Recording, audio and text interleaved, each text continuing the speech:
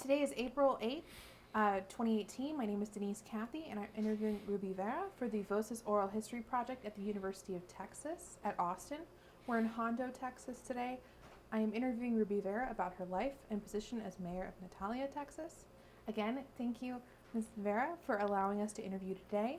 As we said earlier, if there's anything you don't wish to talk about, we respect your wishes. If there are things you want to talk about, please let us know. We may stop the recording if you need to get a drink or use the facilities. Just let us know. Okay, thank you.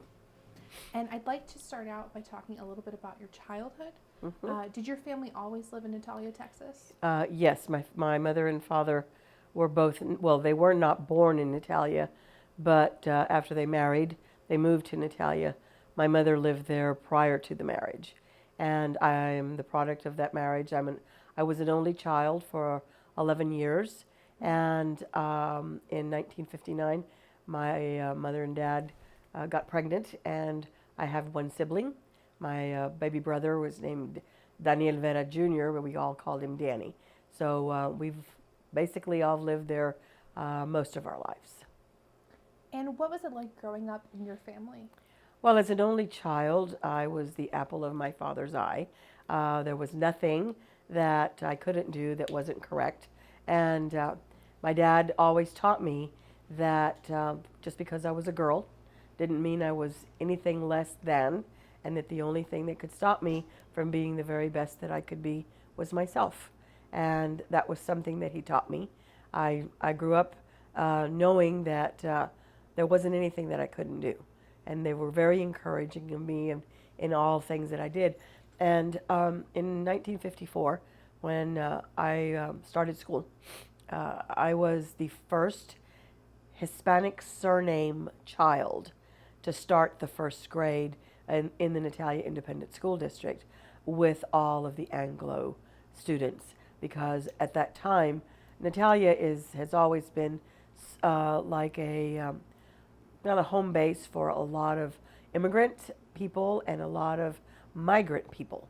That their main way of making a living was to go early part of the spring, latter part of March, early part of April.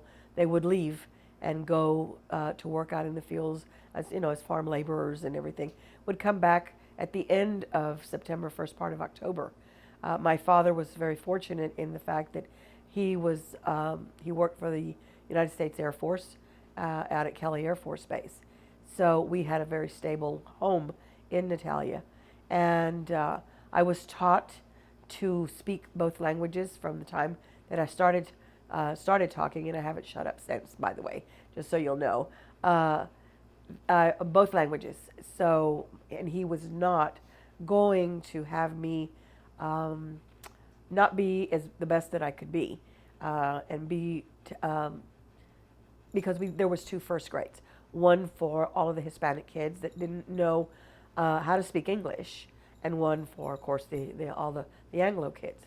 So here I am at the ripe old age of 6 years old, and I had to go before the superintendent of schools and 2 or 3 of the board members and the first grade teacher, who was, I will never forget her name, Mrs. Rogers. Excuse me. I had to go before them to prove that I knew enough English that I was not going to hold back any of the rest of the students once I started first grade. And that was no issue. So I was able to, and if you look at the 1954 school yearbook, I am the only one there that with a Hispanic surname. So I think my dad and my family were trailblazers from the very beginning of my life. And I never felt that I was different in any way, because there we all kind of, our little community, there is no barrier. You are who you are, and the only thing holding you back is if you want to get involved or if you don't. Yeah. And as someone who grew up in Natalia, how was Natalia different from places like Hondo, Devine, D'Hanis? Well, I don't know so much about D'Hanis. I know that Hondo was very divided, the Hispanic with the Anglo community. In Natalia, as a matter of fact, in Natalia, there was the town is got let me see, 7 or 8 named streets, and they're all named after the men that were the engineers of the Medina Dam. And Pearson Street was the dividing line. And to one side of Pearson Street, if you're looking east, to the right, it was Pearson Street. To the right, all the Hispanics live there. Pearson Street to the left, all the Anglos live there. Well, why they did that, I don't know. But I do know because in doing backgrounds and getting the history of my community, Natalia was kind of like the United States of America, where anyone and everyone could come and live there because they did not allow the black community to live. People could not live in Divine or in Lytle. They could work. They could go clean the people's homes. They could fix their food. They could wash dishes. They could do, the labor in their yards and so forth and so on. Mm-hmm. But when it came to living, sleeping, they would not allow them to live in these communities. So they lived in Ditalia. We had a whole area where they chose to live. Not that they needed to live there, but they chose to live there because they were all related in some way or another. Now, Natalia is no longer that way. It's, matter of fact, I would venture to say it's about 85% Hispanic now.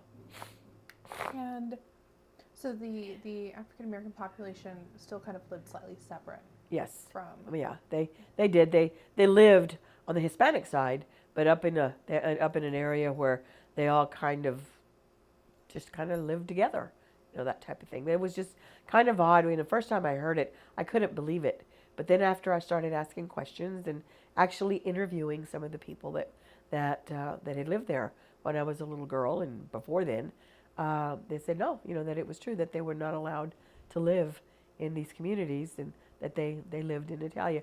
Either that or they lived out in the rural area where they had farms and ranches and that kind of thing. And overall, what do you think? Why was Natalia different? Because I really don't think that there was ever any kind of they didn't look down on anyone. Everybody was treated equally, and it was like that. It still is. You don't see any barrier. You don't see color. You don't see nationality. You are who you are, and people accept you for who you are, or they don't. That kind of thing. So they never look at you as being black, brown, green, white, or polka dotted. They're very, just like children. I don't know if you've got any children. I do. I had 2 children. I'm now taking care of my great-granddaughter. And I watch them because I'm retired. I watch them in school because I do all of the things that mom and dad can't do because they're working. And they don't know race. They don't know color.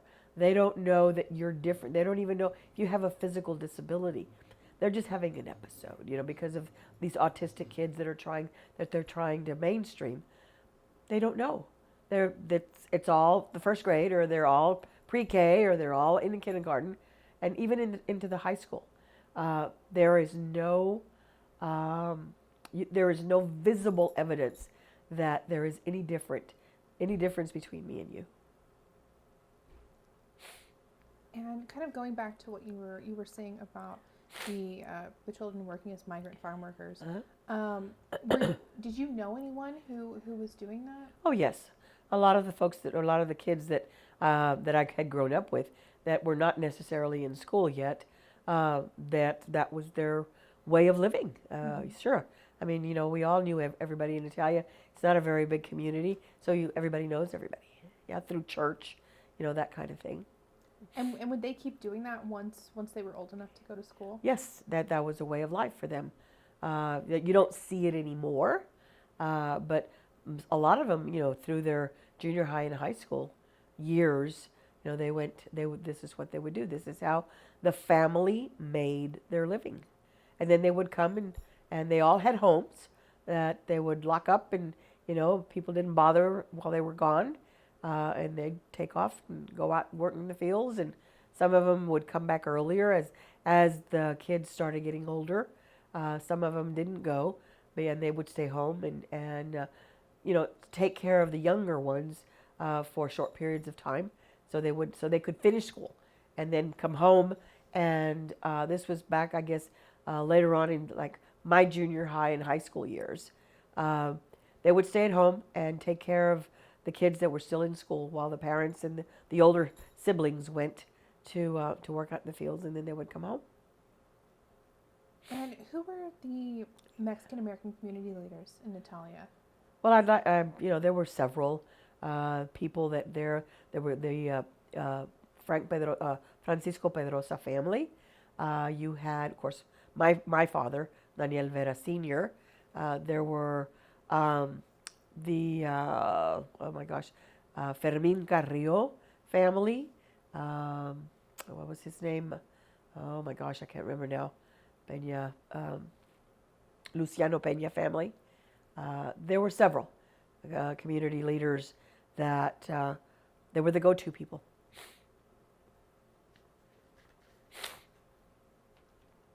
And were they particularly active in the community? Well, they were active in the Public community. events? Now, you need to remember that before 1968, Natalia was not a city, so it did not have a city government. But these were the people that, when there was a need, these were the people that would come together and to provide for the whole community, not just for the Hispanic community or the black community, but for the whole people. And matter of fact, Mr. Francisco Pedrosa was the one that brought the St. John Bosco Catholic Church to Natalia. It was through his efforts and those and the other members of the Catholic community, not Hispanic, but the Catholic community. They were the ones that went to the Archbishop and requested that we have a Catholic church in Natalia, and they started building it in February of 1948, and they finished it and dedicated it on the 6th of December of 1948. I was 5 months old when they dedicated that church. Yeah. Did you and your family attend services at the church? Oh, always. I still do. And we'd like to ask you just about a few landmarks here in Medina County. Do you remember Creaky Dance Hall here in Hondo? Do I remember it? I have heard of it. I've never been there. Okay. What have you heard about it? Well, that it's just that it was it was primarily the German and French settlers that came to Medina County. I mean, we all know that the history of Medina County. All this area really belonged to Mexico, and the Indians were very primary in this particular area of Quiji and all of this area here, and they had a lot of run-ins, I guess you can say, but primarily, there were some battles that were waged in wars and so forth and so on in the Quiji area, but it was just not something that I was interested in. Still, not, really and truly not interested in now. And do you remember the Azteca? Oh yes. Did your family ever take you there? Oh my gosh, yes. I'm not going to say every week, but we had very big dances in that. At first, it was a theater. We had 2 theaters in Natalia. One that was on Pearson Street, and they had all kinds of movies there. A gentleman by the last name of Gallia was the one that owned the facility. And then there was the Azteca. It was a theater, and they showed Mexican movies there. And then they converted it into a big dance hall. And so we had weddings, and Saturday nights they would have, not every Saturday night, because later on that they converted it into a dance hall. But prior to that, across the street from where the Azteca is located now, the Carrillo family would hold dances, and it was just called La Plataforma. And that's where they would have little buildings where people would have, like you see now at Fiesta downtown, where they'd have these little restaurants and things. People would go in and do dinner and that kind of thing, but they would have dances almost every Saturday night. And I was, my mom and dad would go there for entertainment. They didn't charge to get in, They just, if you were going to dance, then you'd have to pay. But other than that, if you're just going to go see and watch that kind of thing, it was a great place for people to go to. They were instrumental in. They would have big dances and big festivals for the 16 de Septiembre. They would have the queens, and we'd have parades and all of that, and all of those activities would take place there at La Plataforma. And did that continue once the Azteca converted? Yes, for a while, until the people that owned it got too old to do it anymore, and then nobody wanted to their kids didn't want to do it anymore, so it just kind of went by the wayside. Yeah. And do you remember some of the events that you attended at the Azteca? What was that like? Oh, well, that was it was a really nice thing. They had great hardwood floors to dance on. A lot of the organization that I was in when I was in high school at the church, the CYO, the Catholic Youth Organization, we held fundraisers in that place, and we would have queens. We'd go out and penny a vote type thing, and that's where we would have these big celebrations. And they would announce who was going to be queen for the year and represent the community or the Catholic community in that respect, or the youth organization. And they would hold big birthday parties, weddings, and quinceañeras, all of that kind of stuff there. Yeah. So, it was a place that everybody went to, not just the Hispanics, but everybody that got invited would go there to have a good time on Saturday nights. Sounds like a fun time. Sort of getting back to your childhood, what did you think you were going to be doing when you were a kid? What kind of dreams did you have for yourself? Well, I knew I wanted to work. I wanted to emulate my dad. I was a daddy's girl, and I had not really made up my mind as to what I wanted to be. At times, I entertained the thought of being in the military. I entertained thoughts of being in nursing, and so I didn't, I had no clear cut. I want to do this when I grow up. But I ended up fulfilling one of my dreams, and that was to have a full-time job. And I worked for the United States Air Force for 32 years, and that was an interesting thing that you'll get to that here shortly, I'm sure, one of the questions. I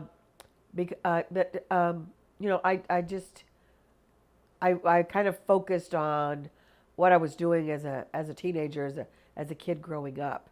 I wasn't so much I wasn't at that point saying, okay, I'm going to do this when I grow up. I really was steering because I wanted to be a nurse. I thought that would be a really neat type of thing. I just didn't want the needles. And what were your parents' dreams for you? They wanted for me to be the very best that I can be. My father's advice to me was, I don't care what you are, as long as you are the best at what you want to be. If you want to be president of the United States, then I know that you're going to do well. If your goal and ambition is to be a ditch digger or a dishwasher, then as long as you're the best dishwasher and ditch digger that there is, I'm going to be proud of you no matter what you do. And, so, how you can't really, compete with that kind of backing from your parents. And my mother was the very same way. Yeah. And what was the first job you ever had? I went to work for the United States Air Force. Yeah. In 1969. I got married. I fell in love, okay? And then I got married, had 2 children, and got divorced all by 1969. So, and I had never worked a day in my life. I went from my father's home into my husband's home, and then I got divorced, and then got a job for the United States Air Force. And I was at Kelly Air Force Base for 32 years, from 1969 until we were bracked in 2000. Then I helped with the actual closing of the base in 2001. I came in to work there as a radar repair helper. Didn't know anything. All I knew was that I was going to be working at Kelly Air Force Base. But the neatest thing is that I got some very good training.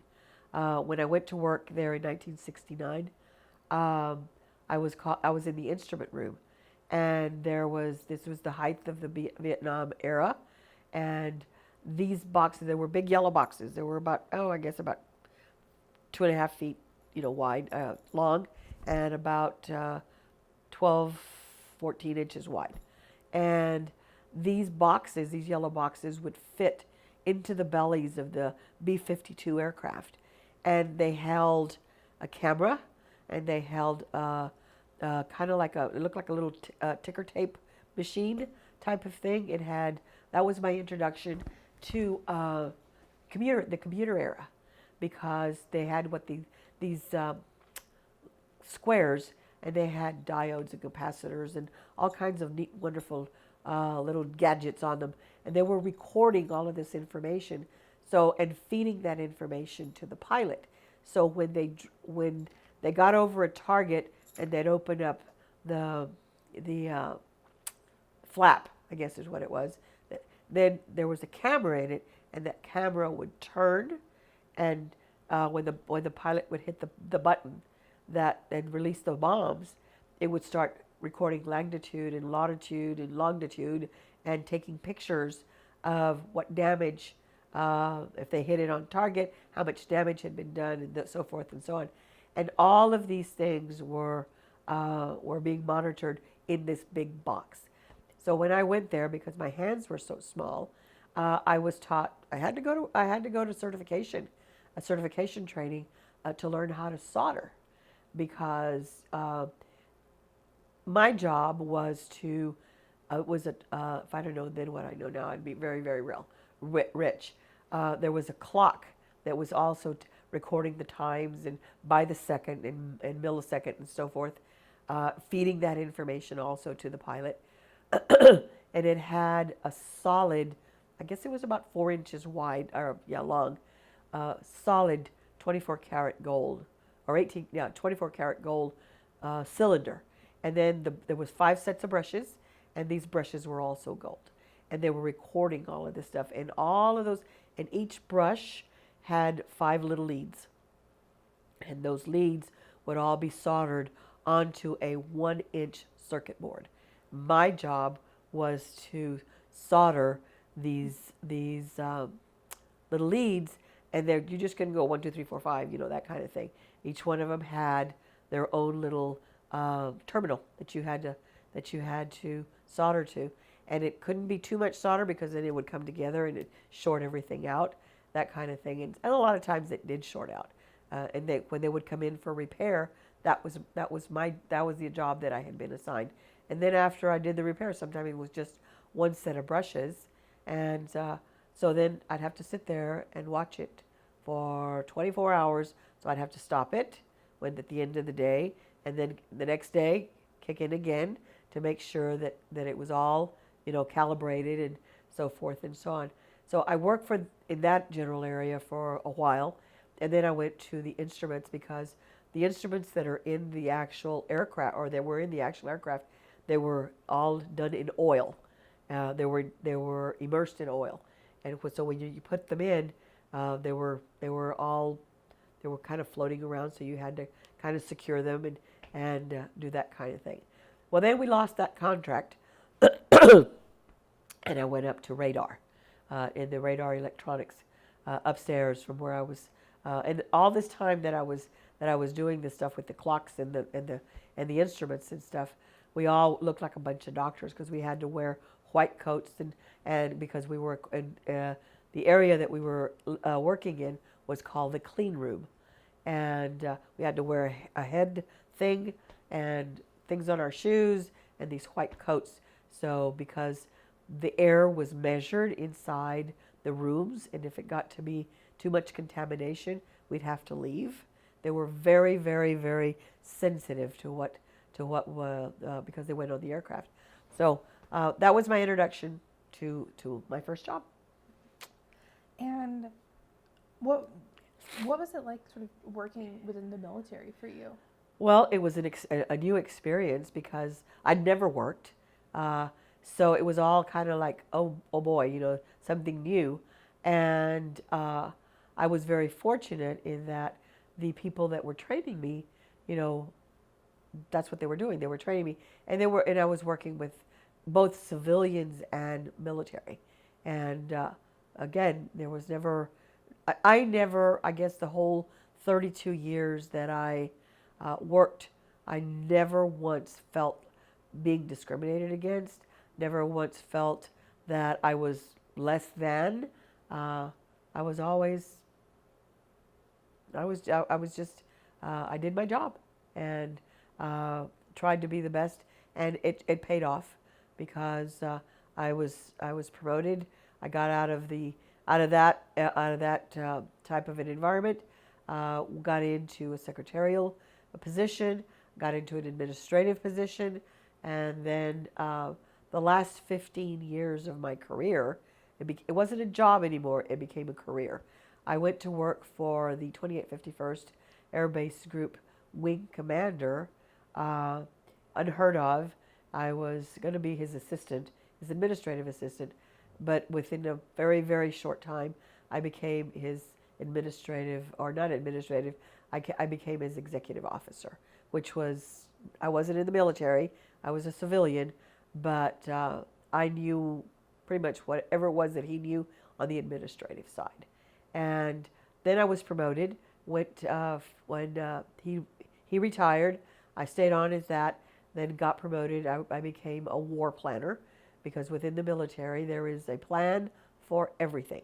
Regulations and plans are for everything, and I had to learn every plan that the Air Force had for Kelly Air Force Base, and literally told the commanders what job their organizations were going to be what they were doing.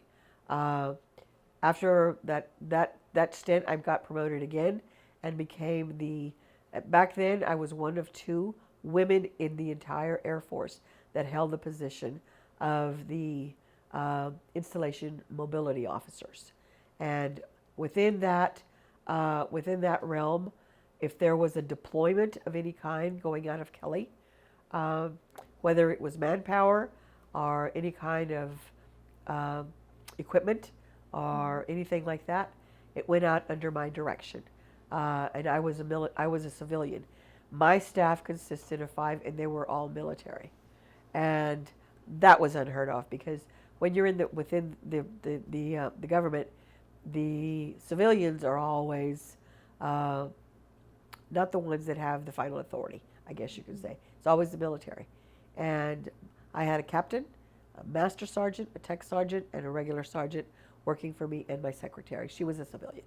And so on a day-to-day basis, my staff was made of 5 people. If we were going to do an exercise, or if there was a real-world deployment, my staff grew to 250. So during that time as the installation deployment officer, my stint in that, we did the first big thing that we did was that we went down south to get Noriega, because the day that deployment was going on, the whole East Coast was iced over, and so we had aircraft that were circling Kelly for hours, and they didn't know what for.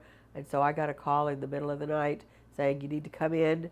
So I went in, told them what was going on, found out what was going on, and then the next day we shot them off down to Panama, and they picked up Noriega and came back. And we did have some people that got hurt, so we converted one of the big hangars into a triage area to start treating them before we sent them to the hospitals. The next thing that we did, it was under my direction. We went into a 24-hour op when we did Operation Desert Shield and Desert Storm. Everything that left San Antonio went out under my direction. Yeah, so I was very fortunate again that I got to do all of those things, and I'm really proud of the job that I did for the United States Air Force. That is so amazing. Yeah, it's I look back on it, I think, oh my gosh, how in the world did I do all of this stuff? And just to kind of shift gears, I'd like to talk about your education. Okay. So my first question. What was school like for your parents? Do you ever remember My dad certain was on stories? the board of the school board for a Mm-hmm. while. Uh, Daddy was always, um, and then he taught me that if you don't like something that's going on within your community, whether it's the Mm-hmm. school or the community or whatever the case might be, then don't sit around talking about it. Do something to be part of the solution. If you're not willing to be part of the solution, then don't be part of the problem. Okay? So you get involved. Get Mm-hmm. yourself involved. And so he did. He got involved. It was on the school board before he became mayor of Natalia. And so growing up and going to school and stuff. I went through elementary school and junior high and high school with no problems. Just being me. uh, And what about their own school days?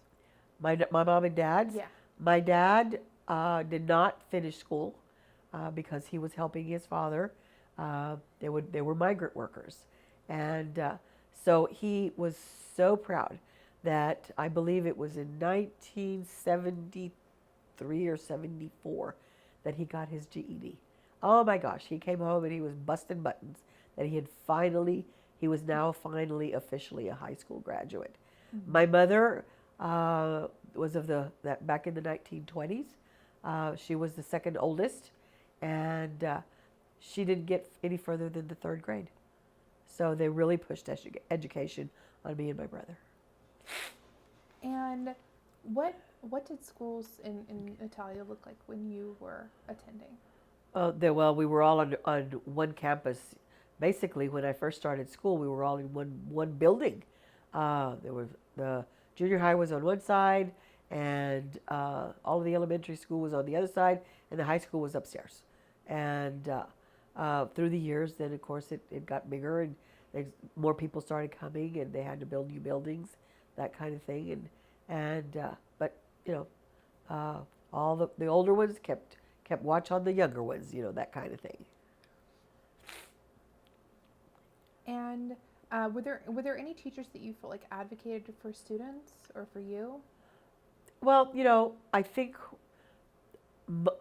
I get most of the teachers, the ones that I had, they all tried to help you if they saw you struggling in any way. They'd try to help you. Now of course there's always going to be one or two that are, they were there for just the paycheck, that kind of thing. But fortunately for me, I never experienced that. But I would hear people come to talk to my dad. This and this is this going on up at the school. What can I do? Give me some advice. Where do I go? And I think it was around that time that he decided, what, let me see what I can do to find out what's really going on, and try to make a difference. Are there any specific times that you remember that this was happening or what was happening? It was. I remember it was in my junior high year. So I'm let's see, 54. I guess it was in the 50s. That was, I guess people were starting to, there was a movement going on throughout the United States. That was before the big John Kennedy era, where civil rights and so forth and so on. So I guess it was alive and well in the rural area also. And people were coming and saying, I don't think my son or daughter are getting a fair shake, education-wise. Mm-hmm. So what can you do to help me? What do we need to do? And I remember that there were some folks that would come also, parents, that they were not citizens. And my dad would help them, fill out their paperwork because they were illiterate. And my dad would help them fill out paperwork and everything so they could get their citizenship papers, and then therefore be able to help their kids also. Let me pause really quickly, take advantage of this select pause. When you were going to school, did you have a favorite teacher? Yes, my second grade teacher was my very favorite, and her name was Mrs. Turner.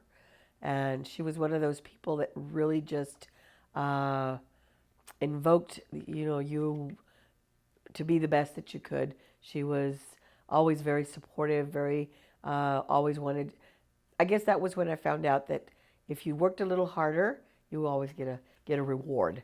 Okay, because we did. She had it was for like science and math, and she would make up these things that we would do. We had little horses or boats, and if you got the day's activities and you scored really high on it, you got to move it. And at the end of the week, you would get a treat of some kind. Mm-hmm. So she was, I guess she was my favorite elementary school teacher. In high school, my very favorite one was my business administration teacher, Mr. Rubel Farmer. He was just a really neat man. Also, just brought out the best in you, even while he was teaching us to type. And were there any Mexican-American teachers? Uh-huh. Oh, yeah. Junior high school, there was a gentleman by the last name, I don't remember his first name, but Flores. In elementary school, I did not have any teachers. I don't remember any teachers that were there. Prior to me starting school, there was 3. Their last name was Renteria. There were 3 teachers. There were sisters, and one of them was married, but I can't remember his last name. But there were 3 teachers that taught there in Ditalia. And were there any teachers that you felt mistreated others or you during Not that I knew of, no. And are there any memories of your time in school that stayed with you? Oh, yeah. Well, the whole time I was there. I was part of the National Honor Society. I was part of the basketball team. I was part of the marching band.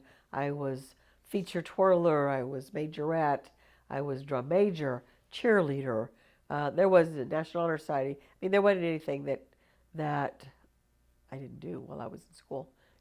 Those are all big memories of that I hold very dear.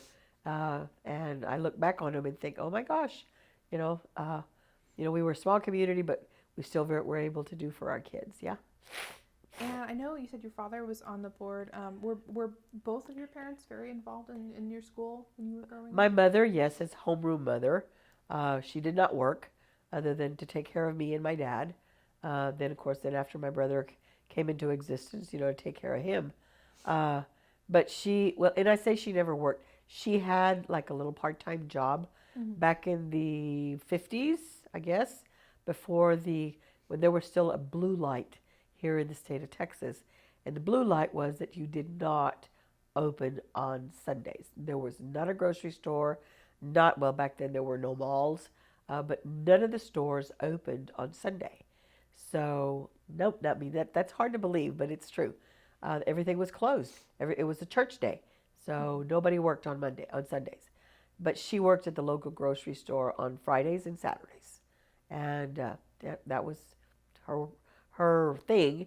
And then she, after they closed the grocery store, she was working in a it was kind of like a five and dime type of store, but she only worked Fridays and Saturdays because she was home with me and with my have supper ready for when my dad got home and that kind of thing. And after my brother was born, she didn't work at all. And do you remember what the dropout rate was for Mexican Americans in your year? I wouldn't say that back in the 60s, it had stopped being so as high. The dropout rate wasn't as high. I think that for a while there, we had a better than 60% dropout rate in Natalia, and it started going down as people started getting more stable jobs in the San Antonio area, and because there weren't a whole lot of jobs in the rural community, but San Antonio started growing, and there was more kids that were graduating schools, so they started going to college. So now all of a sudden, you've got a lot more stability. The migrant workers weren't as prevalent, and so the dropout rate started getting a lot lower every year. It would be less and less and less. And was it only just jobs that was causing them to leave school? Well, yeah, for the primary part, yes. And do you know roughly how many went to college? No, I'm not even going to venture a guess on that one. I do know that the ones that, I guess the early 60s, you started seeing more. I would think that within the, I mean, and I'm talking all students, not just Hispanic or Anglo. Um, in the 60s, you started seeing more and more. A lot of them didn't go to a 4-year college; they would go to a 2-year college. You know, a lot of trade. You know, the business schools and that kind of thing. They started going that. So then they would get a lot better jobs. And just to change here, I'd like to talk about your political viewpoints. How do you identify politically? Well, I'm a registered Democrat. Okay.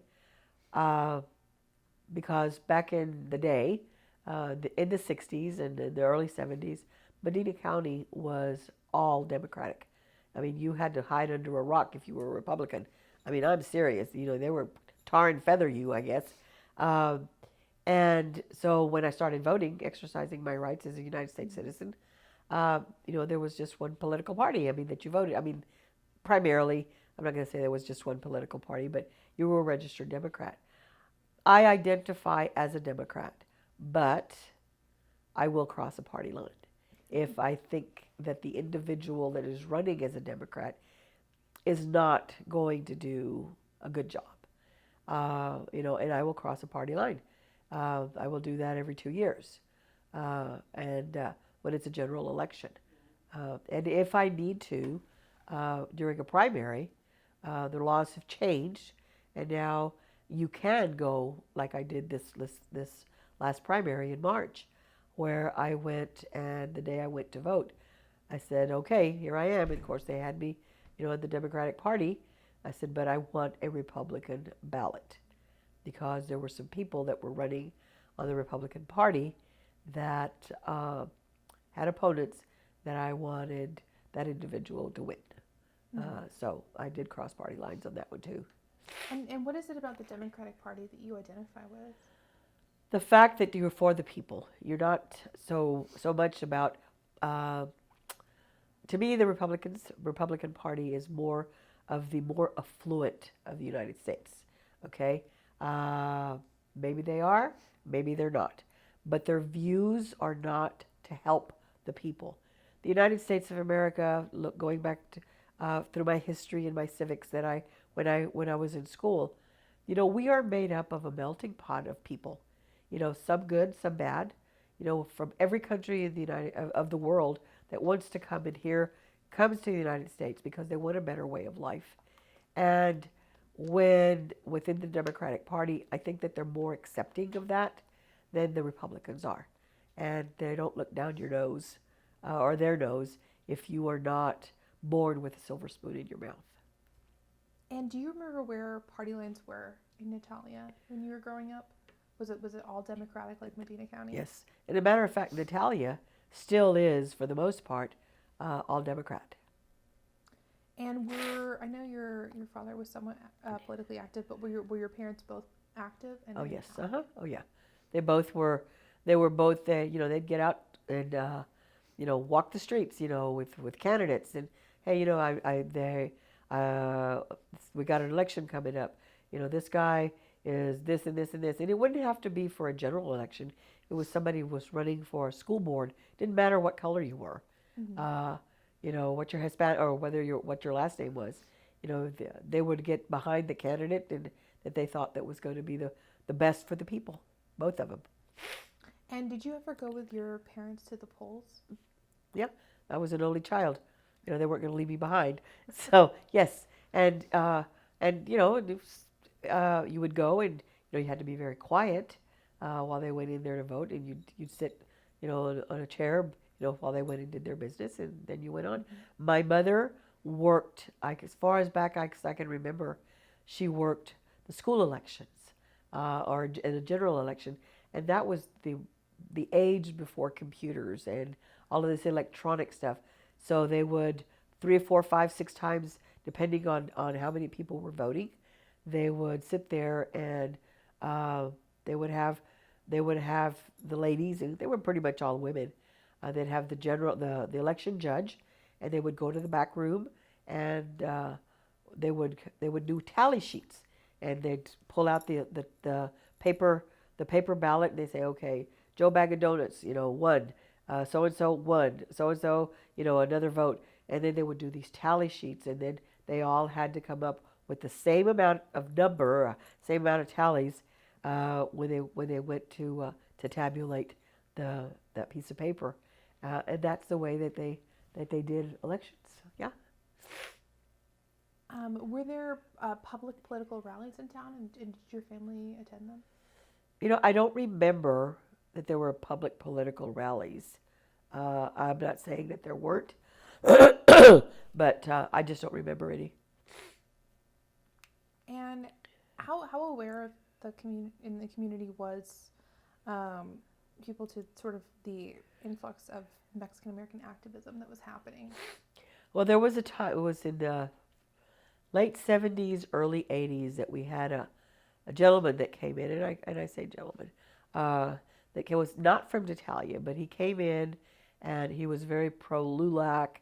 I mean, they were going to change the world, and it was like, okay, how in the world are you going to change the world here in Ditalia when it's primarily all Hispanic? No, well, the Hispanics are not in the political offices. They're not there to make decisions for the community.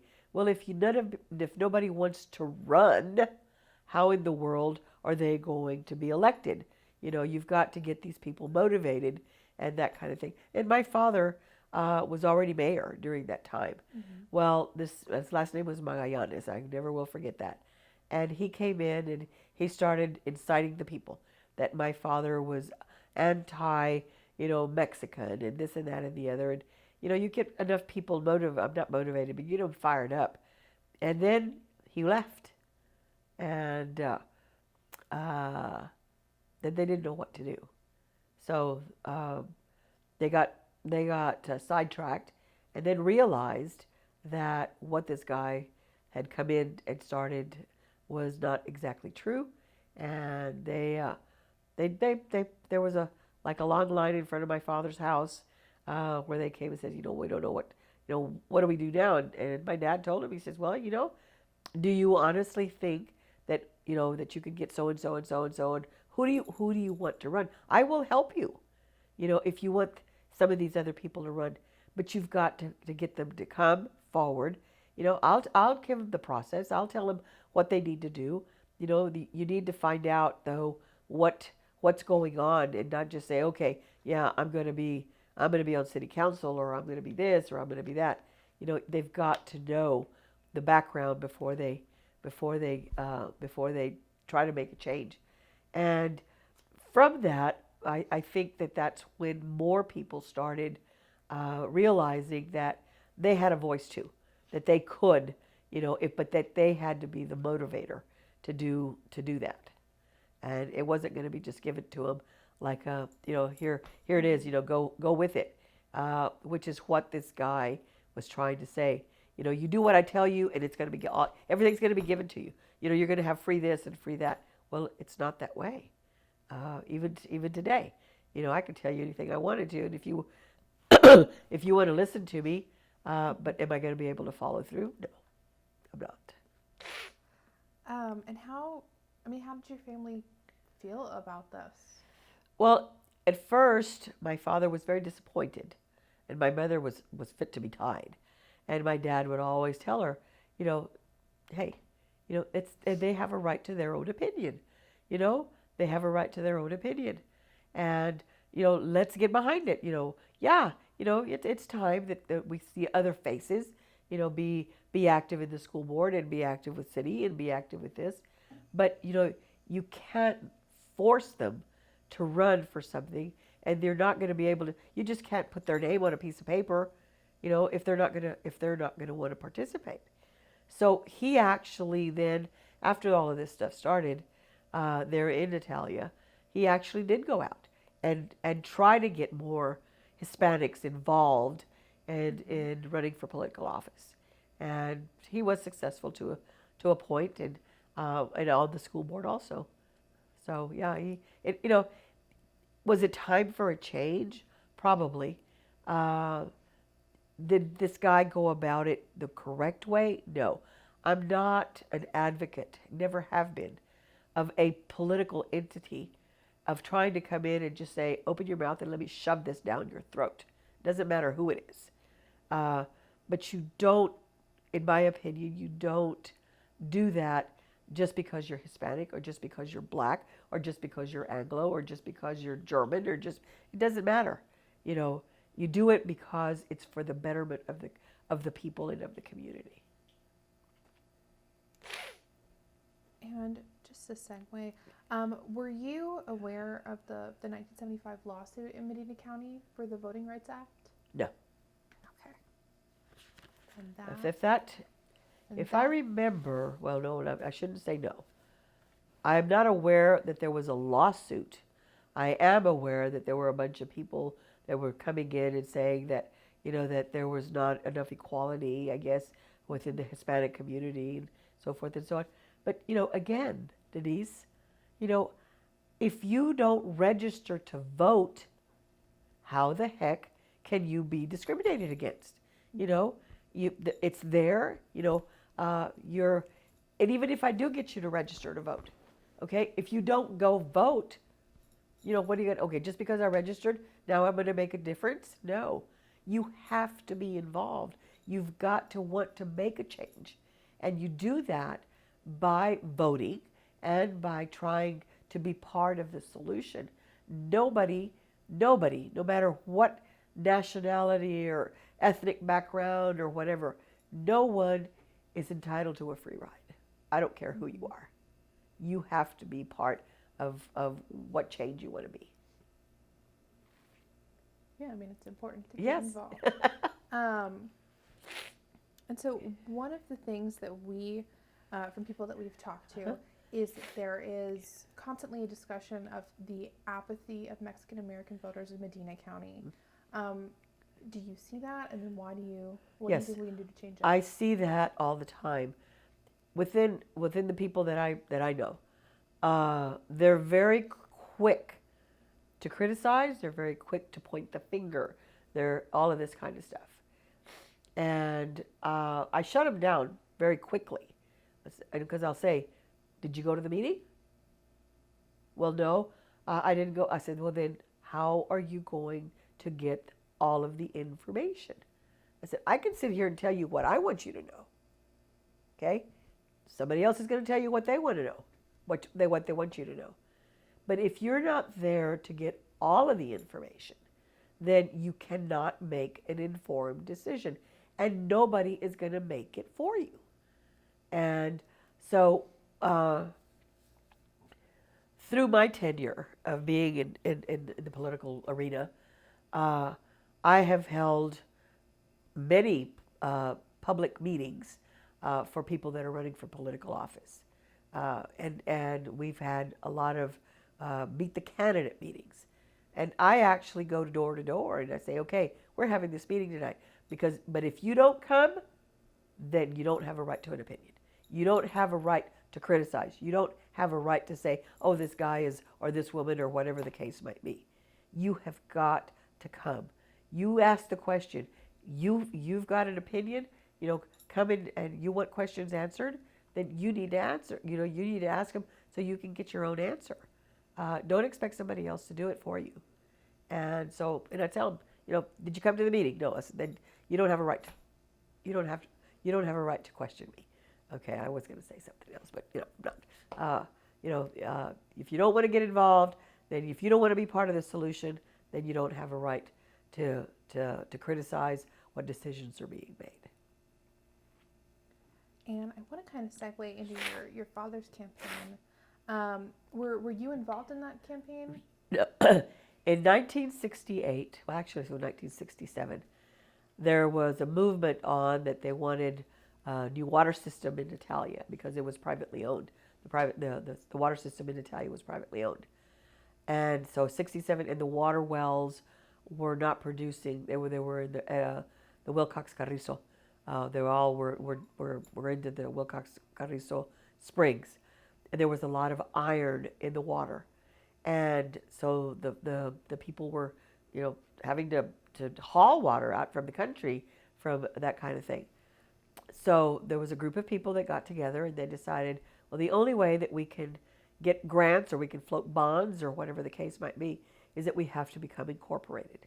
So they started campaigning, my father and my uncles, and so a whole bunch of other people from Ditalia. Matter of fact, in that bag that I brought, I even brought the incorporation papers, so y'all could have copies of that. They went out and they came to the city, not the city, but the county fathers, which were the commissioner's court, and they petitioned them that they wanted to be an incorporated city. So they told them what they needed to do. They had to have 50 signatures of registered voters of Natalia, of the town site. And once they got those 50 signatures, then they came with the petition to the county judge and the county commissioners, and the county judge and commissioners, or they voted, the commissioners did, to allow the township of Ditalia to have an election. March the 4th of 1968, they went to the voters to see if the people of Natalia wanted to be incorporated. Mm-hmm. They went out and told the people what was going to be, that they were going to have to start paying city taxes, that they were going to do this, they were going to do that, but that one of the first things they were going to do was to get fresh, good water to the people. So it passed, and the fact that the city was going to be incorporated, it passed. And then on March the 23rd, they had the second election, which was for the mayor and the alderman. Under the Texas government codes, that's what we could be because of the population size. And so they tabulated all of those votes, and my father was was on the first city council. A gentleman by the name of Julian Ward became mayor. He had the most votes. That's how they did it. And then about 6-8 months after all of this happened, his workload, or he was working out at Kelly also, the workload moved to Warner Robins in Georgia. And my father had been elected amongst his peers there on the city council as the mayor pro tem. So when Mr. Ward left, my dad stepped up as mayor for the city of Ditalia. Then the following year, he chose not to when the next election came up, because they stayed for 2 years to get some continuity, get things established, that type of thing. And I thought I had those dates in my head, but I don't. It was in the late 70s when he decided, okay, I'm going to run for mayor now. And he was mayor for about 6-8 years. And then he, in 1980, a gentleman by the last name of Bush ran against him and beat him out. So he was mayor for a while. And he did, I think he did a lot for the community, in my opinion. But there was no campaign per se. It was just, here's who's going to run, and this is the timeline, or here's the window of opportunity for you to come and sign up, and that kind of thing. And it was really interesting because, y'all have a copy of that too. I did put it in there. Actually, I went back for the 40th anniversary of the city. I went back through all of the minutes and pulled out the names in the minutes of who was mayor, who was alderman, because the way that it's set up is that on odd years, it's the mayor and 2 aldermen that get elected. On even years, it's 3 aldermen. So there's always some kind of sense of continuity, either with the alderman or with the mayor and the alderman, in that respect. So I sat there for days, and I went through minutes, and I pulled out all of that information. So there is a copy for y'all through 2015. That's great. Yeah, for y'all to have. And you'll see, but you'll see where now you start seeing, in addition to the mayor, that you start seeing Hispanic people in there. They were part of the city council or they were aldermen. Yeah. And how did your family feel about him becoming mayor? Did it kind of feel like you became royalty in a way? It was no different for us. My dad just had another meeting. but other people perceived it to be that way. And I guess I never found out that that's how the family was being perceived.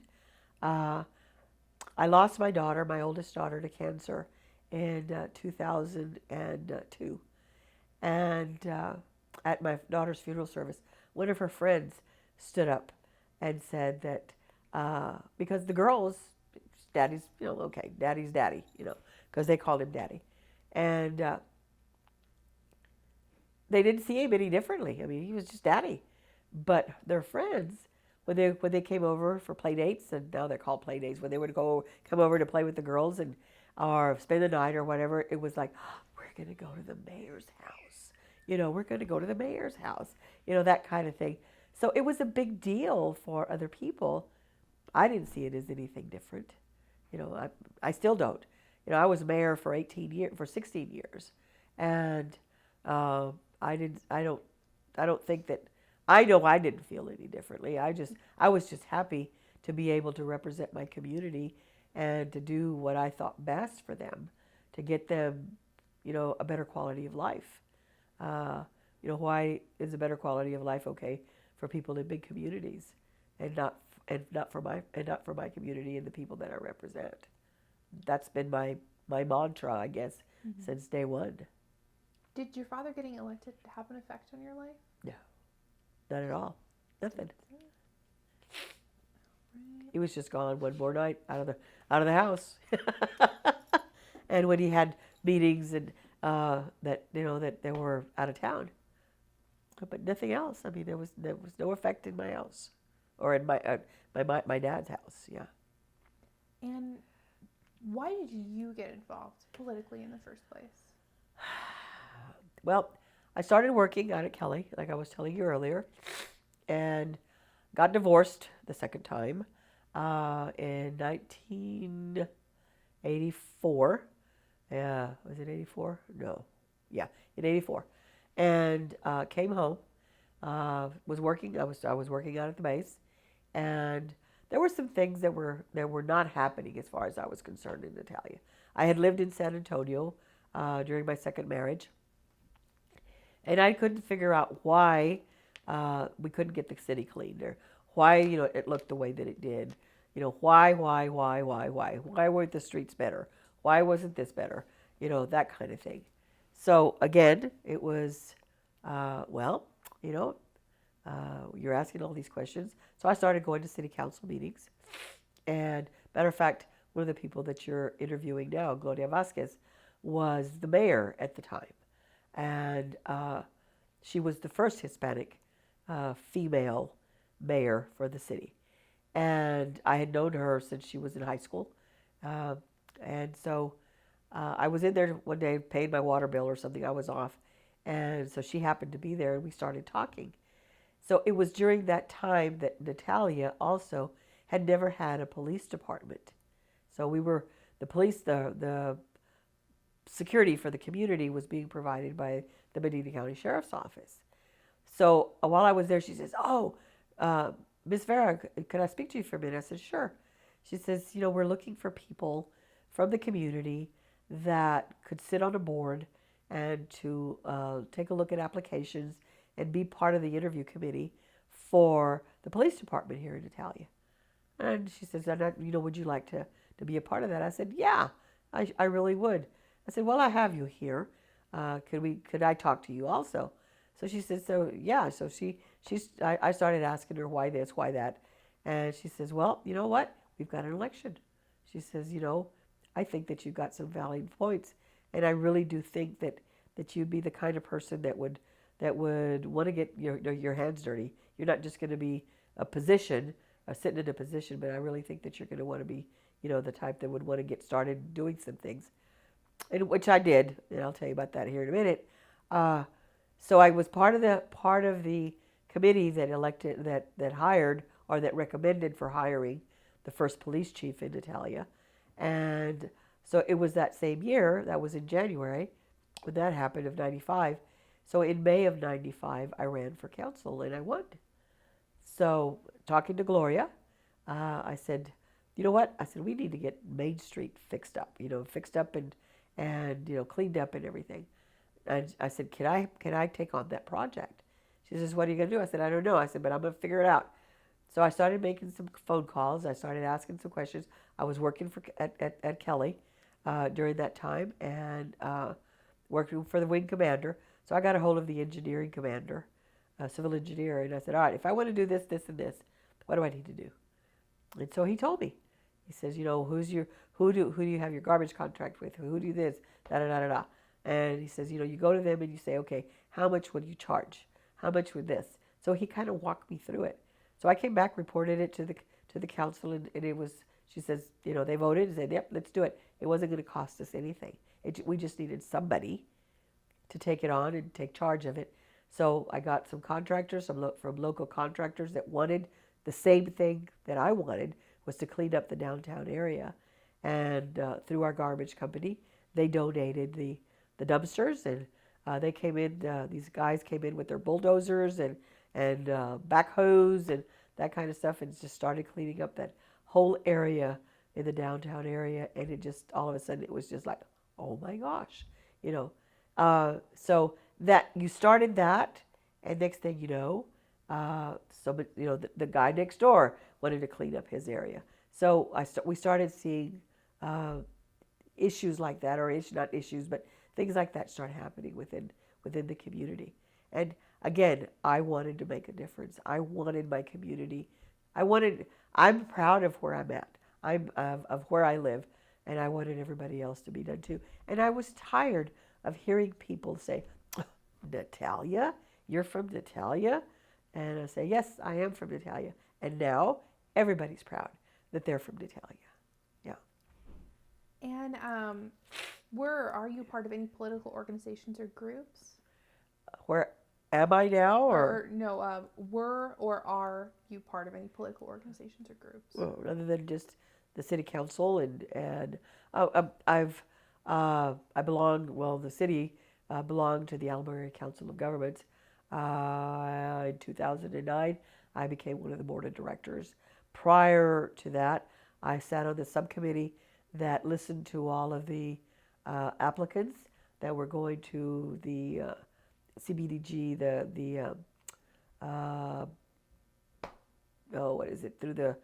through the national or the federal government, all of the grants that come forth for water and sewer and all of that kind of stuff. We sat there and we listened to the application process, them to come and plead their case that they needed money and so forth and so on. I was part of that group before I became a member of the board of directors. Oh. And then, do you mind if we take just a really quick break? Okay. So before we took the break, we were talking about the political organizations you were involved in. Uh-huh. Did belonging to these groups fit in with your political aspirations? Yes. They did, because I was able to glean a lot of information that I was not aware of that was available to small communities. So I tried to get as much information that I could, and that way I could see if it was going to be applicable to my community. And the big thing is that if it's good for me, then it's going to be good for everybody else. So I didn't mind sharing that same type of information with other communities that were around us, with Divine and Lytle and even Hondo. These grants were available, or these types of support services were available to all communities in the general area. I had a very good mentor while I was working still. A gentleman's name was Frank Wing Jr., and he was on the city council in San Antonio. So I would always, Frank, I want to do this, or I want to do that. What can I do? Where can I go? And he'd sit down and we'd talk about it, and he kind of guided me through a lot of things. So I was really, really fortunate in that respect. And how did you decide to run for the mayoral office? Well, when Gloria decided she wasn't going to run, I thought, well, you know what? I was doing this as mayor pro tem. I'm not finished with some of the projects that I started. Mm-hmm. So what better way? It was time for me to run for office again. So I thought, you know what, I'm just going to go ahead and see try my hand at being mayor. And I did from 1997. I was mayor from 97 to 2003. And then I was out for 2 years. And then I came back in 2005 and I retired from being mayor in 2015. And did your father influence your decision to run for local government? Well, my father died in 1982. And, but I think he was a very strong proponent. And I wanted to finish some of the stuff that he had started also. And it had not happened, that some of the things that they started, that first city council started. So I was able to finish it. Some of the projects that he had started. So to answer your question, he was always a very, very big driving force. And you know, I guess I get the biggest pat on the back, not because of what I've been doing or anything like that, but when people still remember my dad. They tell me, you know what, with what you're doing for the community, everything that you've done, he would be so proud of you. And I said, well, thank you very much. And that to me, gives me more satisfaction than anything else. And what parts of the Mexican-American community supported you, and how did they demonstrate All of them. support? There was never any question about them supporting me. I never had an issue with anyone. They would come in. They're sure everybody. Some people we'd make decisions as a council, and especially if there was going to be an increase in water rates and an increase in taxes and that kind of thing. But once you explain to them, those that don't want to come to the meetings, as to why, then they'll say, "Oh, okay, I understand now." So they're the whole, not just the Mexican American community. If you explain it correctly, you're never. I never have experienced anybody really not happy. Once it's explained, they're okay with the things that we're doing for the community. And then how did you raise money for your campaign? I never did. I just went door to door. Okay. I didn't tell you the truth. I never had any political signs. I never had any flyers, nothing. I went the old-fashioned way, door to door, asking for their support. And do you know how much money you raised? Nothing. No. In Natalia, you don't. You just literally ask for it's a general election, and you don't go out and ask people to give you money. If you're going to run for office, it's on you. Mm-hmm. Were there people who were helping you, kind of going door to door? Oh yes, yeah. So were they some of my friends full-time helping you, or just donating their time? Just on they would say, hey, okay, when are you going out? What part of town haven't you gone to? And we'd start down the street together, and they'd go on one side, and I'd go on another side, and or else they'll say, hey, they want to talk to you, so I'd cross the street, that kind of thing. Yeah. And was there a lot of women involvement in your campaign, or was it a mixture? It was a mixture. A lot of my friends, that they're my girlfriends, and they'd bring their husbands right along.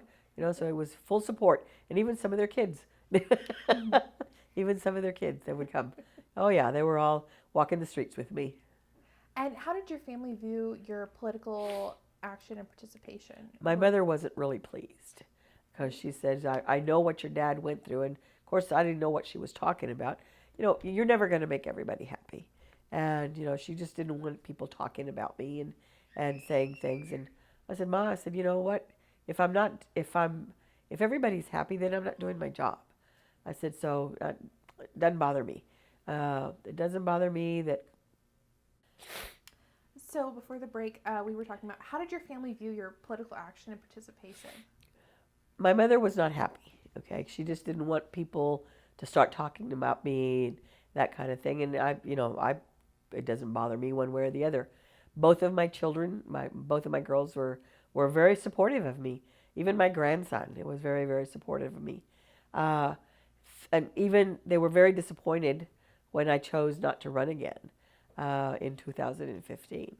They said, well, now what are we going to do? I mean, who's going to want to do this and who's going to want to do that? I said, oh, if you think that I'm done, I'm not. I'm just tired of being in political office.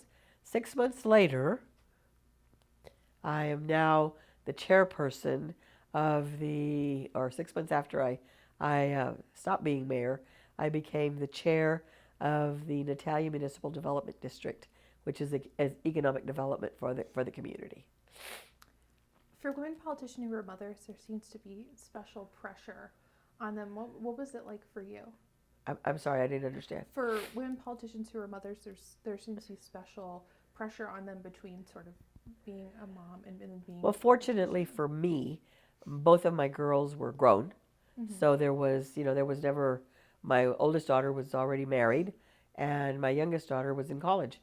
So there was never a question about, family and mm-hmm. political and all of that kind of stuff, because everybody was doing their own thing. Okay. When you first started to run for mayor, what did you expect that it would turn into?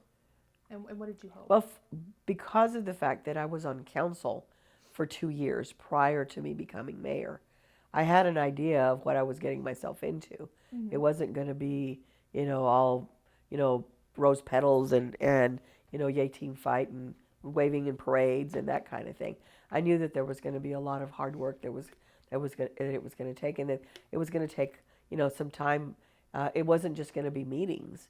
And in the way I do things is that if I'm not going to give it 110%, then I don't have any business doing it. I'm not going to wait on other people to try to give me information and then expect me to make a decision on that. I'm going to be part of that gathering of information if it's going to be for the betterment of my community. So I'm all in, no matter what it is that I'm doing. And how do you feel like, looking back now, how do you feel about how being mayor turned out? I see the difference that in my community.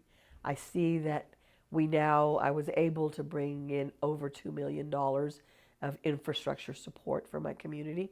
We're ready for any kind of new development that comes to us. Mm-hmm. We have great water. We have 3 wells that are out of the Edwards Aquifer for the city of Natalia. The basic necessities are there. Our wastewater treatment plant has the capability for the next 20 years. We are getting new businesses into the community. Housing is an issue that we're working on. Through economic development, I think that we're going to be able to address that here shortly. So now we are poised for greatness in Natalia, and it couldn't have been done, I don't think. If you don't have good infrastructure, you're never going to be able to get anybody in. So we were able to, a lot of that, you can't see because it's all underground. Mm-hmm. But when it's there, when you need it, it's there. And were the people that didn't support you openly critical? No. Huh? Nope. They just wanted to know why I quit being mayor. And what was your experience working with the Alderman City Council in Natalia? The boys? The boys. The boys. Initially, there were, my daughter was on council with me, and that was an issue. Not an issue with me, but because she wanted to run, so I went to the state to ask the question. That's one thing that people know about me. I don't make a decision in the dark. I ask questions. If I don't like the answer, I'll ask it again to somebody else. And if it's the same answer, I said, oh, okay, fine. Mm-hmm. But I did go to the state to find out. And if it's an elected position, you can have your mother, father, sisters, brothers, everybody in the world on the same council with you. And the good thing about it is since my daughter that was on council is very opinionated and very everything you want to say, she's not very easily swayed, and she will vote her conscience. The rest of the council learned very early on that I was not just going to be a figurehead, that I was going to be doing my part, getting my hands dirty. And as a matter of fact, I think that they weren't quite ready for somebody like me to come on the council. because I got them all engaged in, if I was going to be doing something, that, you know what, if I'm going to be up at this hour, we were having some issues with water. So if we had a water leak, we had a main line break or something like that, and I got the phone call. Guess what? They were going to get a phone call too. Come on, you know, you're representing the city. You're a part of this. So come on, let's see what we can do here. And so they got actively involved in doing for the 16 years that I was on council. They were all very actively involved, and they still are. As a matter of fact, they're doing great things now. But they all go to meetings. They stepped out of their comfort zone to go to these meetings with the USDA and the Texas Department of Agriculture and go to the Texas Municipal League meetings and that kind of thing. So they were good in doing that. They're good in doing that now. And during your time as mayor, were there things that you weren't able to accomplish that you wanted to get done? No, I everything that I set out to do, I was able to do. And do you feel like Natalia changed politically, socially, culturally over your more than a decade of service as the mayor? Politically, no. I think that the people that are Democrats are still Democrats. The people that are Republicans are still Republicans. You know, there was never a question, because you don't, in a general election for the community, you don't vote political parties. It's just a, you know, all in winner takes all type thing. And economically, I think that we were able to get some additional sales tax for the community.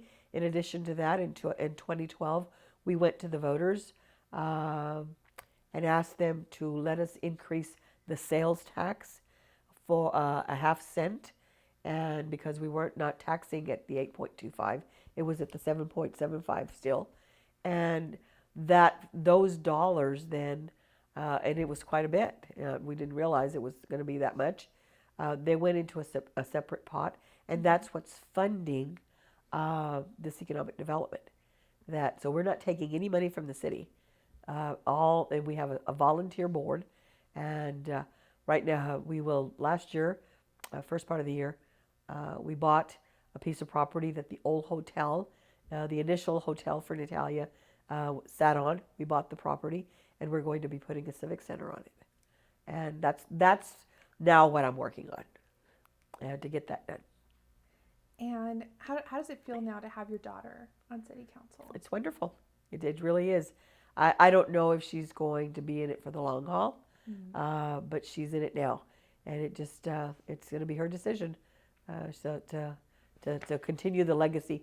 Now, I have to tell you that my great-granddaughter, her name is Alyssa, and she is all Miss Political. You know, she likes to go to meetings. She likes to go to meetings with me. And she says, Nana, when I grow up, I'm going to be just like you.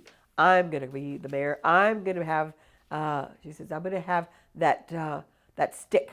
And I'm going to go say, attention. And so she has aspirations that she wants to be the mayor.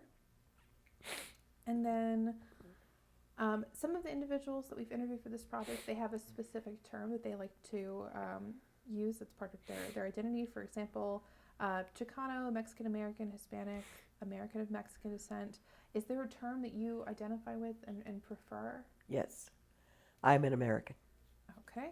And what does that term mean to you? That I was born in the United States of America. I don't identify with being Hispanic or being this or being that. I am an American. My rights as an American citizen, you know, it doesn't matter who you are. I was born here, and I claim everything that I'm entitled to. I don't take advantage of it. I just claim it. Okay. Well, that is all for the questions that I have prepared. Is there anything that we touched on or that we didn't touch on that you would like to address or talk about? Nope. I'm glad that I did this, and I'm really surprised at the questions that you asked. That were, you know, and then of course you have all the rest of the information. I brought a lot of clippings, a lot of pictures. I'm really proud of the fact, and maybe there is. In 1999, it was the end of the millennium, the start of a new millennium, and I decided on my own, with no help from anyone, that we were going to pay honor and tribute to the men and women of Natalia that had served in the military, that were in the armed forces. And I was working for the wing commander at the time. So I had been to many, many Veterans Day ceremonies and Memorial Day and all this kind of stuff. So I decided we were going to do something like that in Natalia. And a whole lot of people said, "You'll never pull it off. Not in Natalia. You're never going to do this. Not in Natalia. You're never going to, not in Natalia." I said, "Watch me." So we put on I say we, because my staff, the city staff, helped. And we put on the first Veterans Day ceremony in Natalia in 1999. When I left, and I made a promise to the people of Natalia, and that's one thing that my father taught me, is that you don't make a promise if you're not going to carry it through. Mm-hmm. So I made a promise that we were going to have some kind of permanent marker, I said marker, to pay tribute to the men and women of Natalia that served in the armed forces. When I left that day from my ceremony that took place, a full-blown ceremony. I had a keynote speaker. I had a drum and bugle corps. I had flags coming out the you-know-where. It was, and I had my boss, the wing commander, was my keynote speaker. And in addition to that, I found out, because we went out to the community through the local newspapers and through the school, I put an article in the paper that said that we were interested in putting a booklet together of the men and women that had served in the armed forces that were from Natalia, specifically from Natalia. Whether you were born in Natalia, were raised in Natalia, or chose to live in Natalia. Well, when all of this information started coming in, I was just dumbfounded. And I don't know how familiar you are with things, but a lot of people, when you have a little bit of knowledge, you're really dangerous, okay? Until you have all of the knowledge. And I was just dumbfounded that in my little community, which encompassed not just the city proper, but the rural community, a part of it also, out in the country, what I call out in the country, we had 5 Silver Star recipients of World War II, Korea, and Vietnam, 7 bronze, and one of the guys that I went to school with, his name was Eulaulio Alvarez. We also always called him Lalo. Vietnam, he was dual, bronze and silver, and he was a linguist. And didn't want anybody to know, okay? Did not want anybody to know that he had been awarded. He wasn't given, he was awarded these two very big honors. We had 1 Navy Cross, numerous Purple Hearts. Nobody knew about it. No one knew. Even the family members of some of these men of World War II did not know that their fathers and grandfathers and uncles had been what kind of heroes they really were. Because back then, during World War II, and even Vietnam, and Korea, they did their duty to the United States of America, and they came home, sucked it up, and went on about their business. Nobody knew until that day. And I had a booklet for all of this. And I when I got all of this information, I went to my boss and I said, "Am I seeing what I think I'm seeing here?" And he looked at it and he says, "I think you are, but let's find out for sure." So he called the commander of military personnel there at Kelly. We gave him all of the information, and it was like, "Oh my gosh, where did you get this?" I said, "This is all from my community." Next thing I know, I'm getting a call from a 2-star general. He wanted to know who these people were some of them still alive, and I said yes. So he came out on that day and wanted to actually shake their hands. I was so impressed with the caliber of people that were from my community that you have no idea how my heart was just bursting with pride. There was one gentleman, actually there was 2. One of them was a survivor of the Bataan March. And he was still alive, and we were able to honor him. And then the other one was a POW. No, I'm fine. Was a POW, and had been captured and was a survivor of one of those camps also. So, letting people know that that's the caliber of people that we have in our community, it doesn't get any better than that.